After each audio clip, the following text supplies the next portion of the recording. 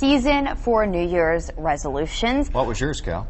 Mine, thank you. I'm going to repeat it several times throughout the show, maybe hold some accountability. Mine is to try and complain less, be thankful for what I have, and to hopefully complain less. I'm on day 3, and hopefully I've been doing okay. She didn't say never complain. She says complain less. Well, that's true. A good thing. That's true. Well, you have to be realistic, I think, when you set those resolutions. I'm done. I'm not going to complain ever again. That's exactly. You know that's not going to happen. Well, and they are hard to keep. Resolutions are hard, especially if you make ones that are a little unrealistic. Author and life coach Joel Boggess here in the living room to tell us how to make and keep those resolutions. Thanks for joining us. Nice to have you back again, Joel. Happy New Year. And you made a resolution. I did indeed. And you're going to tell us what you're going to share it with us? Yeah, be on. Let's see, be right here, sitting in the living room with Bob and Check Cal. that off the list. How about? All right.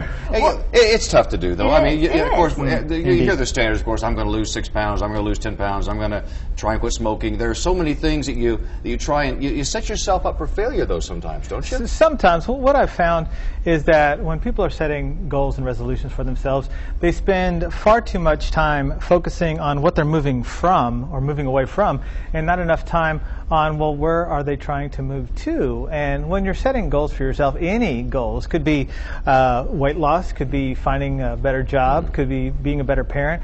You want to give yourself that clarity of what you're moving to. Well, now, what are some tips to help people sort of organize their thoughts and their goals into a sort of a plan to help them stick to it? Absolutely.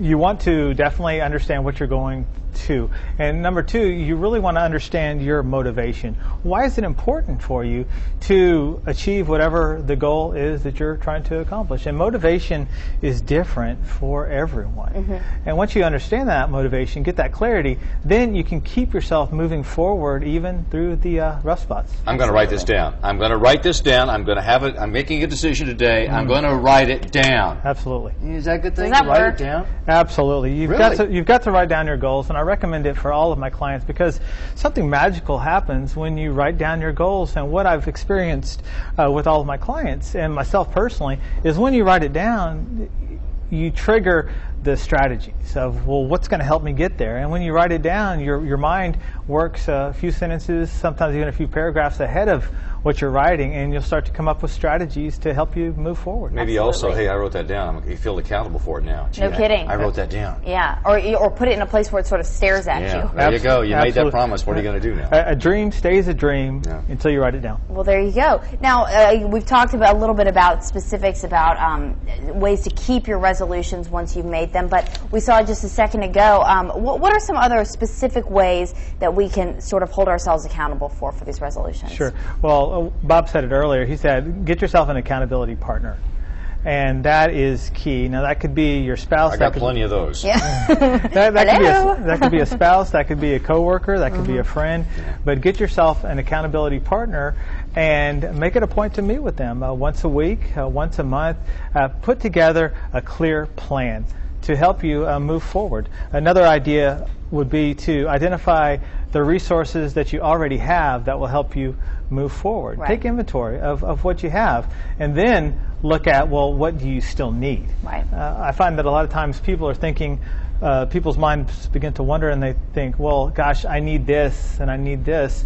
Well, that may be true, but let's take it one step at a time. Let's start by identifying what you already have right there ready for you. And obviously, we got this coming up now. I know you have so much information and things we want to get across to viewers.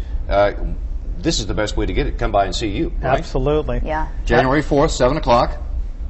Yeah, which would be tomorrow. Okay, now tell us the details here. Is it how to join in? This is a teleclass, right? It's a teleclass, totally complimentary. It's designed to help us all get started on the right foot, and we're going to be going over some of these tips and some other tips that I have to help people move forward with their resolutions. And I'm going to include for everyone a complimentary goal-setting worksheet that I use with all of my clients, and I'll email that to them, and we'll go over and through that during the course of the call. And absolutely. You can't beat the price. Yeah, it's free. It's everybody's budget. There you go, my friend. All right, we thank you for coming by. So nice to see you.